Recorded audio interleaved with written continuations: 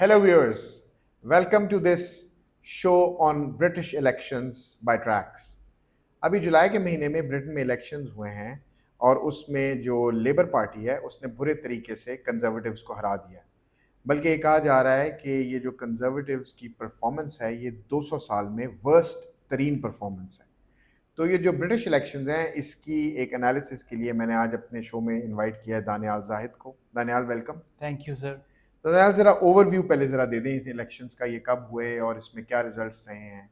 जी sir, ये fourth of July 2024 को elections हुए और इसमें आउट ऑफ 650 सीट्स कंटेस्ट हुई, जिसमें से लेबर पार्टी ने ओवरवेलमिंगली 412 सीट्स जीती। कंजर्वेटिव पार्टी ने 121 सीट्स जीती, जो कि उनकी वर्स्ट परफॉर्मेंस है इन द लास्ट 200 ईयर्स। इसी तरह लिबरल डेमोक्रेट्स जो है वो इमर्ज हुई है third largest party with 71 votes, और स्कॉटिश नेशनल पार्टी ने सिर्फ 9 सीट्स हासिल की हैं। तो ओवरऑल अगर आप देखें तो ये एक लैंडस्लाइड विक्ट्री है लेबर पार्टी के लिए, और कंजर्वेटिव्स को बहुत सोल सर्चिंग की ज़रूरत है कि what went wrong for them. Right, अच्छा आगे मूव ऑन करते हैं व्यूअर्स। तो दानियाल, ज़रा ये बताइए व्यूअर्स को कि मेजर रीजंस क्या हैं इतनी बुरी शिकस्त के। जी सर, ये कंजर्वेटिव पार्टी की जो ड्रबिंग हुई है इसकी 4-5 रीजंस हैं। पहली तो ये थी परसेप्शंस ऑफ कॉम्पिटेंस की।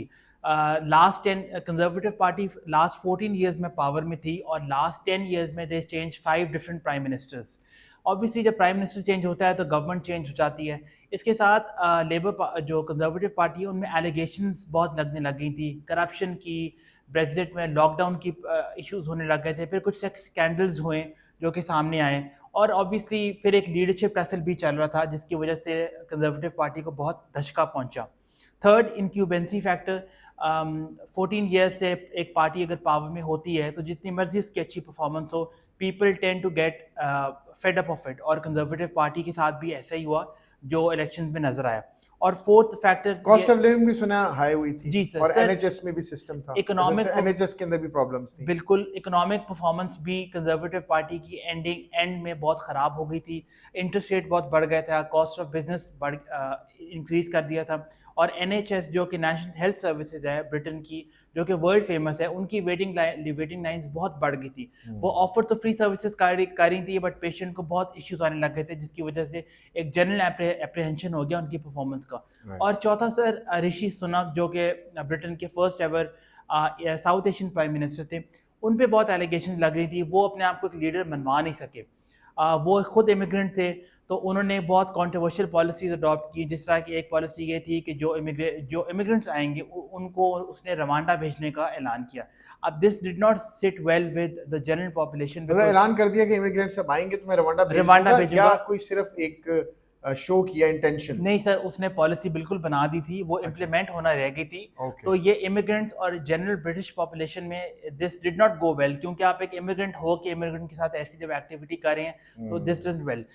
ऋषि सुनक ऑल्सो एक मिलीनियर हैं, और वो he was out of touch with the local population.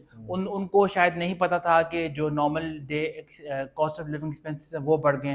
फिर उन्होंने कुछ ब्लंडर्स भी मारे, जिस तरह इंटरनेशनल इवेंट्स पे वो गए, उन्होंने जल्दी वापस आ गया एज कम्पेयर टू के रहना। तो ये 4-5 फैक्टर्स है जिसकी वजह से Conservative Party lost heavily in the elections.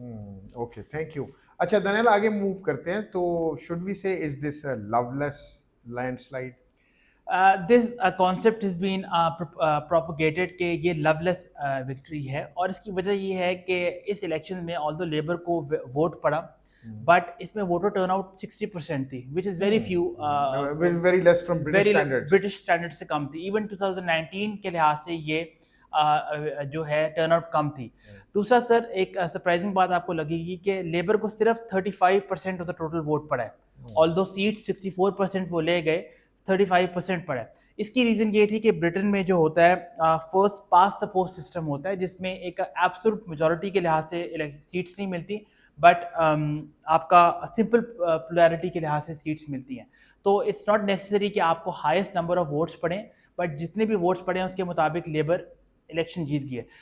तो आपने जिससे कहा कि ये more of a Tory collapse है, more of a conservative collapse है rather than a Labour victory. That's why it's been called as a loveless landslide. Landslide.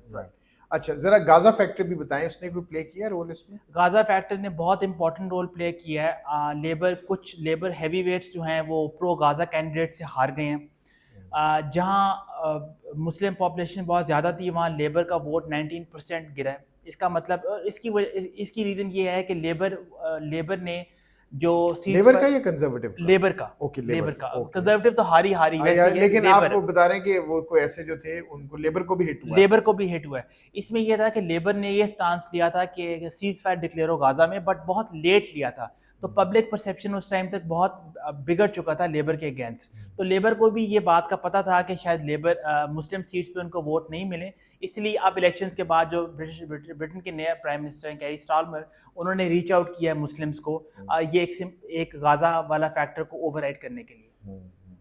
चलें, thank you अपना दानियाल, आपने इतने अच्छे तरीके से ये पूरा इलेक्शन का जो रीसेंट है, प्रोसेस है, और जो रीसेंट इसमें जो डेवलपमेंट्स हुई हैं उसको व्यूअर्स के लिए बड़ी आसान ज़बान में एक्सप्लेन कर दिया है। तो व्यूअर्स को तकरीबन 14 साल की रूल के बाद conservatives have been displaced and they have been replaced by Labour Party. Let's see what does Labour bring for the United Kingdom, Great Britain, और इनको आगे कैसे लेके चलते हैं, ये देखा जाएगा आने वाले फ्यू वीक्स में, फ्यू मंथ्स में। In the mean time, thank you for watching the video and join tracks.